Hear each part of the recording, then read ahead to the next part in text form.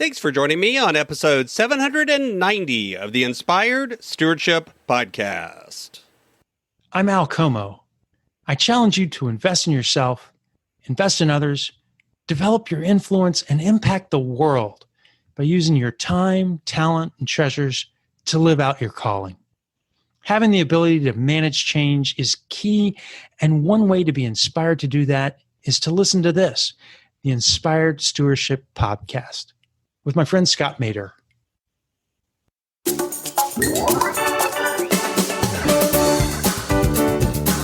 All of these things are tied together, but the interesting thing is that givers truly do gain.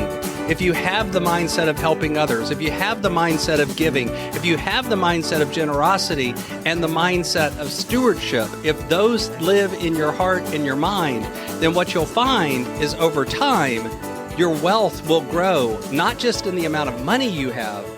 Welcome and thank you for joining us on the Inspired Stewardship Podcast. If you truly desire to become the person who God wants you to be, then you must learn to use your time, your talent, and your treasures for your true calling. In the Inspired Stewardship Podcast, you will learn to invest in yourself, invest in others, and develop your influence so that you can impact the world.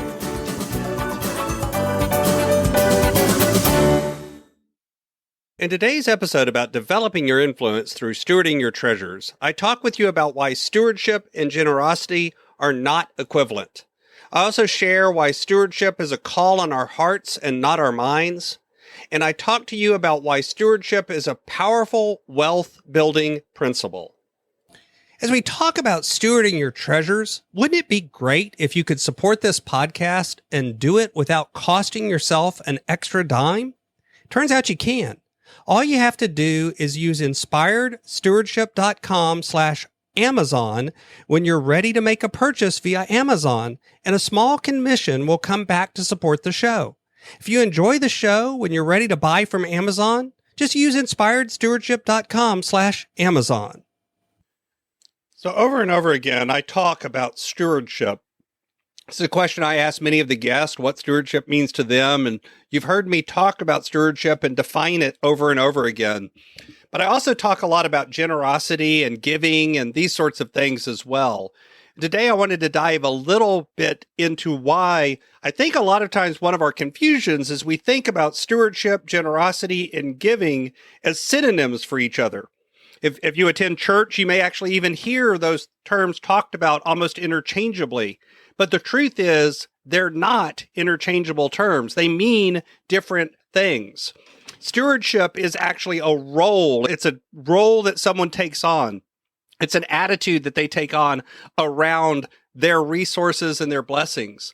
Giving is actually an act, and generosity is an attitude that we have as well. But it's a different attitude. I've defined before that a steward is the person who used to manage the possessions in accordance with the wishes of their master. It was somebody who had high integrity, who the master trusted, who was given over the rights and responsibilities to manage the possessions, but to do them in the way that the master wanted. And if we truly believe that God still owns all that we have, then stewardship for a Christian is recognizing that God is the owner and we are merely the managers, and we must use those possessions to please and to do what God has called us to do. So stewardship is a role that you take on.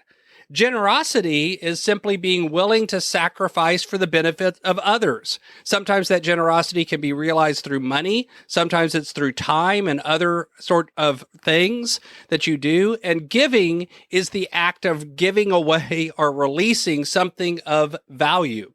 Notice that giving can be done without generosity. You can give because you have to, or because you're forced to, or because you feel like you must. But generosity cannot be realized without giving of some resource. You have to give over something else if you're sacrificing for the benefit of others. But keep in mind that generosity is only part of what happens in stewardship. It's not the whole picture. It instead is part of the primary responsibility of a steward to take care and manage the resources that are left after generosity has happened.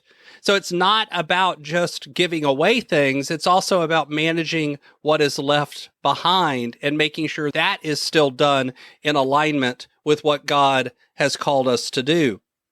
This is one of the reasons why sometimes if you're just giving the tithe, but then you're going and using the resources in a poor way that are left behind, that is not really a heart of stewardship. And the truth is, it's not about wanting something from someone. It's about wanting something for them. Good stewardship and being willing to tithe and being willing to give and having a heart of generosity is all about the heart and the spirit, not the mind. It's about not a financial question, but a spiritual one that makes us a giver. Because our God is a giver, He calls for us to be generous. He calls for us to be a giver. That's part of how we're supposed to manage those resources that God blesses us with.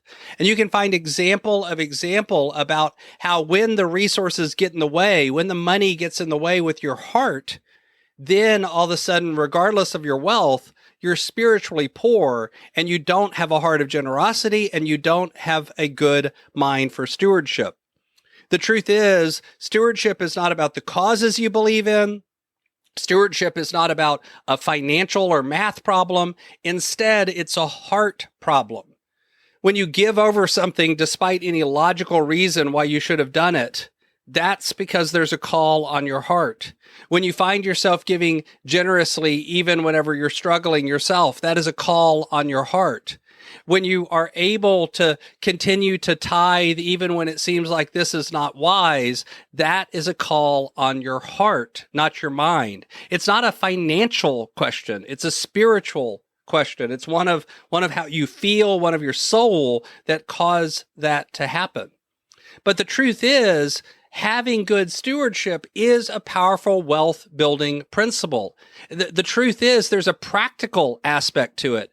If you aren't able to organize your finances, if you don't make a plan for what you're going to do, if you don't pay attention and aren't intentional about how you spend and how you save and how you earn, then you end up not able to do any of the other things that you're called to do.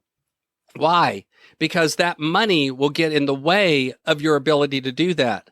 There's also an emotional aspect to money, because out of stewardship comes the recognition that if you do foolish things with the money, you're actually using and doing something that is against the will of God. And if you truly believe that that's important in your life, then that is not an idea that you're comfortable with. It causes us sometimes to spend for emotional reasons, but having that heart of stewardship begins to bring us back in alignment with that as well. The truth is, if you don't align your financial decision-making with the wisdom of God, then you can't really be a good steward. It's also difficult, not impossible, but very difficult to have a heart of generosity. And it's also going to affect how and what you actually feel called to give and are able and willing to give as well. All of these things are tied together.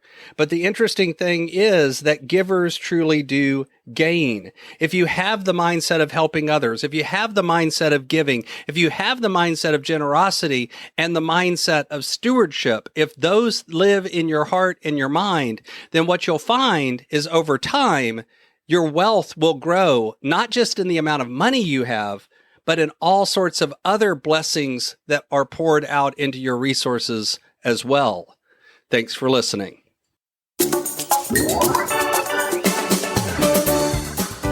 Thanks so much for listening to the Inspired Stewardship Podcast.